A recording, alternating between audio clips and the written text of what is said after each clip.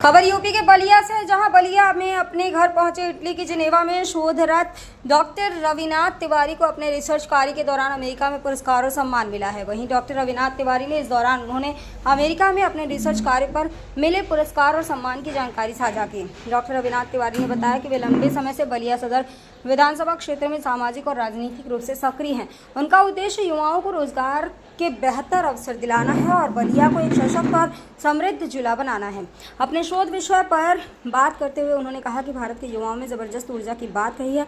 America में विकास के बारे में बताया, लेकिन योजनाओं के धीमे क्रियान्वयन के चलते यह ऊर्जा व्यर्थ हो रही है। बलिया के पिछड़ेपन का मुख्य कारण यह है कि यहाँ पर विकास नहीं हो पा रहा है। क्यों नहीं हो पा रहा है? क्योंकि यहाँ भाई भतीजावाद चल रहा है, कि यहाँ भ्रष्टाचार और बिना योजना के शुरू किए गए अधूरे कार्यों को बताया। उन्होंने शहर के मिट्टी क्षेत्र में अधूरी पड़ी परियोजनाओं को इसका उदाहरण बताते हुए कहा कि यदि सही नियत और ठोस प्लानिंग हो तो बलिया विकास का मिसाल बन सकता है। यहाँ के जो नेता हैं वह बदलना नहीं चाहते। अगर एक नेता ऐसा आ जाए जो तो सशक्त समृद्ध बनाने के लिए तत्पर है और ईमानदारी से काम करे। अगर एक ईमानदार आ जाए तो सारे भ्रष्ट खत्म हो जाएं।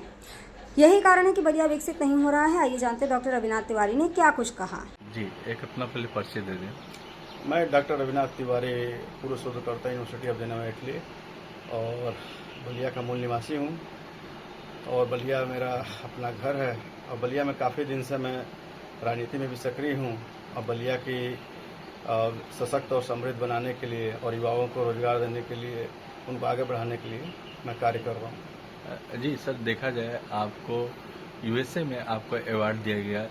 किन मुद्दों को लेकर आपको अवार्ड दिया गया? क्या आपने वहाँ पे किया था जिसकी वजह से आपको सम्मानित भी किया गया? मैं मूलतः जो है शोधकर्ता हूँ और यूनिवर्सिटी ऑफ जिनेवा इटली में रिसर्च पर मेरा काम चल रहा है और उसी में जो सुपर क्रिटिकल CO2 आज के डेट में काफ़ी हॉट टॉपिक है, उसी पर मेरा रिसर्च पेपर जो है मैंने प्रेजेंट किया था। और वहाँ पे रिसर्च पेपर प्रेजेंट करने के अलावा साथ में जो है मेरे को turbo expo early career engineer award से भी सम्मानित किया गया था। ये जो है हर साल American society of mechanical engineers द्वारा जो है ऑर्गेनाइज किया जाता है और वर्ल्ड का जो है टर्बो मशीनरी के फील्ड में जो है, गैस टर्बाइन फील्ड में जो है और क्लाइमेट चेंज और बहुत सारे ऐसे टॉपिक हैं जिनके फील्ड में ये काफ़ी नामी जामी जो है ऑर्गेनाइजेशन जो है काम करती है और इसमें अच्छे वर्ल्ड से जो है रिसर्चर और साइंटिस्ट जो है इसमें पार्टिसिपेट करते हैं और एक अच्छा प्रभाव डालते हैं आज के डेट में जो भी रिसर्च हो रहा है उस पर। जी, अगर देखा जाए यूएसए और भारत में क्या अंतर दिखता है आपको? किस तरह के विकास और क्या चीज़ें वहाँ पे आपको देखने को मिला वहाँ पे? भारत में तो पोटेंशियल बहुत ज़्यादा है और नो डाउट अगर यूएसए से कंपेयर किया जाए तो भाई हम लोग अभी काफ़ी हद तक पीछे हैं। और इस तरह से पीछे नहीं है कि हम लोग जो है सक्षम नहीं है, सक्षम बहुत हैं, लेकिन फाइनेंशियली स्थिति जो है और यहाँ पर रिसर्च के फील्ड में काफ़ी धीमे होना, ये सब चीज़ें एक जो हम लोगों को पीछे करती है। लेकिन मैंने वहाँ पर जो सिटी को देखा, मैंने बहुत सारी सिटी को मैंने भ्रमण किया जिसमें शिकागो है, मेम्फिस है, न्यू जर्सी है, न्यूयॉर्क है, बोस्टन है, ये सब बहुत सारी सिटी का भ्रमण किया। लेकिन वहाँ के लोगों के अंदर इतनी जागरूकता है, लोग वहाँ के इतने ज़्यादा सिस्टम को, रूल रेगुलेशन को फॉलो करते हैं, ट्रैफिक सिस्टम को फॉलो करते हैं, हर चीज़ एकदम सिस्टमेटिक ढंग से चल रही है। हाँ, हर देश की अपनी कुछ कमियां हैं, लेकिन हमारे देश से अगर देखा जाए तो हमारे देश में ये सब चीज़ें जो कमियां हद से ज़्यादा हैं, जिसके वजह से विकास नहीं हो पाता है यहाँ पे। एक लाइव एग्जाम्पल मैं अपने बलिया का दे देता हूँ। बलिया में यहाँ पर शुरू से सरकार आती जा रही है, जाती जा रही है, लेकिन बलिया आज के डेट में सबसे पिछड़ा हुआ जाना जाता है। यहाँ पर जो है कोई विकास नहीं हो पा रहा है। क्यों नहीं हो पा रहा है? केवल भ्रष्ट नेता हैं, भाई भतीजावाद चलता हुआ आ रहा है और जो है केवल अपने सत्ता पर के लिए दल बदलू नेता होते जा रहे हैं।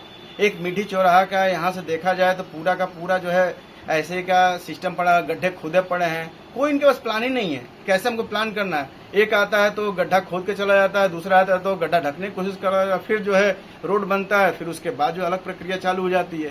तो ये सब एक भ्रष्टाचार का जो है यहाँ पर बड़ा रूप देखने को मिलता है। इसीलिए जो है ऐसे बहुत सारे हमारे जगह जो है भारत के पिछड़े हुए हैं और आज तक इसमें काम नहीं हो पा रहा। इसीलिए जो है भारत को भी जो है पीछे देखा जाता है एज कम्पेयर टू द। अगर देखा जाए तो बलिया ने प्रधानमंत्री से लेकर बड़े बड़े दिग्गजों को यहाँ पे दिया, लेकिन क्या मानते हैं कि यहाँ पे जिस तरह से विकास होना चाहिए विकास हो पाया है कि नहीं हो पाया?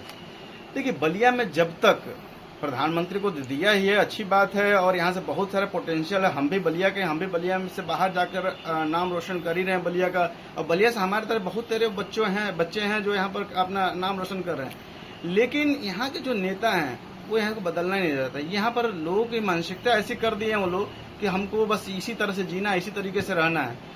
यहाँ पर एक नेता ऐसा अगर आ जाए जो बलिया को सशक्त, समृद्ध और विकसित बनाने के लिए एकदम तत्पर है, ईमानदारी से काम करे। अगर एक ईमानदार व्यक्ति आ जाएगा ना तो सारे भ्रष्ट जो है यहाँ से खत्म हो जाएंगे। और इसी का कारण है कि बलिया जो है विकसित नहीं हो पा रहा। जब तक ऐसे लोग रहेंगे, भ्रष्ट अधिकारी रहेंगे, तब तक बलिया जो है विकसित नहीं हो पाएगा। तो बलिया में देखा जाए तो सबसे ज्यादा क्या कमी आपको देखा जाता है? जैसे कि अब देखिए इस समय बाढ़ का दौर चल रहा है, स्थिति नाजुक है, हर क्षेत्रों में पानी घरों में घुस रहे हैं। क्या कहेंगे गंगा की? पहली बात, बलिया में हर साल बाढ़ आता ही है। इनके पास आज तक जो है कोई प्लान नहीं है। जो भी प्लान बनाना होता है, आप अगर दूरदृष्टि लगाते हैं, दूरदृष्टि के हिसाब से देखते हैं कि हमारे क्या क्या समस्याएं आने वाली भविष्य में हो सकती हैं, उसके हिसाब से आपका प्लान बनाना चाहिए। लेकिन कभी भी प्लान है, जब समस्या आ जाती है उसके बाद समाधान स्टार्ट होता है।